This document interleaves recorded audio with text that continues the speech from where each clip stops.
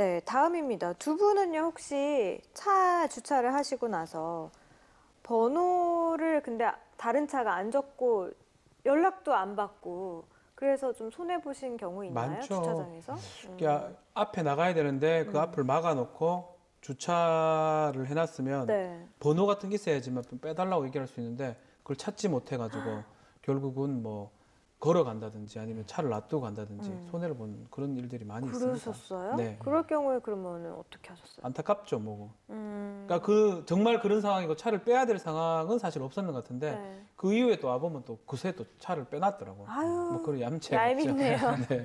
있었어요, 변변호사님? 예, 저도 그런 경우가 좀 있었는데 그래서 다시 와서 이제 도대체 어디 사는 사람일까 이러고 보면은 보통은 그 아파트에 안 사는 분들인 경우가 많더라고요. 그러니까 좀 얌체 주차한 분들은 보통 거기 거주지가 아닌 분들이 많더라고요. 네. 저는 사실 그걸 제가 의도치 않게 한 적이 있어요. 한참 제가 미모에 물 올랐던 시절. 네. 어디에다가 차만 대면은 꼭 제 번호 받아가지고 적은 다음에 연락이 또 그렇게 와요. 그게 그때 한동안 유행했던 범죄 수법이거든요. 맞아요. 그게 무서워서 저는 아, 그래요? 번호를 빼놓은 적이 있었어요. 그 본의 아니게 다른 분께 피해를 준 적이 한 번 있었는데. 그거 안 되죠. 저희 아내도 자주 그래요. 제 전화번호라도 놔두고. 어쩔 때는 제 전화번호 놔둬서 저한테 전화 와요. 아, 네네. 거기가 어딥니까? 라고 물어보고 제가 지금 거기 가려면 40km 정도가 된다고 제가 어떻게든 조치를 한번 취해보겠습니다라고 네. 하는 경우가 있는데 글쎄요. 그런 범죄도 문제가 되지만 그렇다면 위험한 장소나 주차가 불가능한 장소에 됐으면 반드시 전화번호를 남겨야죠. 그렇죠. 그런 거 요즘은 아니라면 네, 그렇지만. 안심번호라는 게 또 있기 네네. 때문에 자기 진짜 전화번호 그렇죠. 안 남기고 연결이 되는 그렇죠. 그걸 이용하셔도 될 것 같습니다. 자, 그러면 사연을 이제 읽어드릴게요.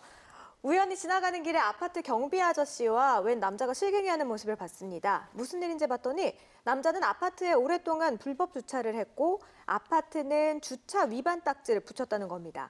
그런데 남자는 차량을 망가뜨린 것이라면서 오히려 물어내라고 화를 내고 있었는데요.